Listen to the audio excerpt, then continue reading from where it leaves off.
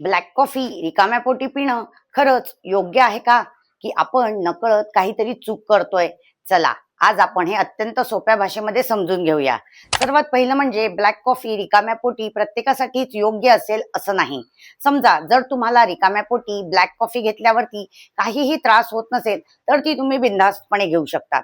पण जर रिकाम्या पोटी ब्लॅक कॉफी घेतल्यावरती तुम्हाला ॲसिडिटी, पोटात जळजळ किंवा अस्वस्थ वाटत असेल, तर आधी काहीतरी हलकं खाऊन मग तुम्ही कॉफी घेऊ शकतात. दुसरं म्हणजे योग्य प्रमाणात ब्लॅक कॉफी घेतली तर तिचे काही फायदेही असू शकतात. उदाहरणार्थ ब्लॅक कॉफी आपला मेंदू अधिक अलर्ट ठेवण्यास, व्यायाम करताना ऊर्जा आणि परफॉर्मन्स सुधारण्यास आणि मेटाबॉलिझम वाढण्यासाठी मदत करू शकते. म्हणूनच अनेक लोक वर्कआउट आधी देखील ब्लॅक कॉफी अवश्य घेतात. तिसरं म्हणजे रात्री उशिरा ब्लॅक कॉफी घेणं तरी तुम्ही शक्यतो टाळा. कारण त्यातील कॅफेनमुळे काही लोकांच्या झोपेवर देखील परिणाम होऊ शकतो. लक्षात ठेवा, ब्लॅक कॉफी चांगली की वाईट यापेक्षा ती तुमच्या शरीराला सूट होते का आणि ती तुम्ही कधी पिता हे जास्त महत्वाचं आहे. तुम्ही रोज ब्लॅक कॉफी घेता का? मला तुमचा अनुभव कमेंटमध्ये नक्की सांगा.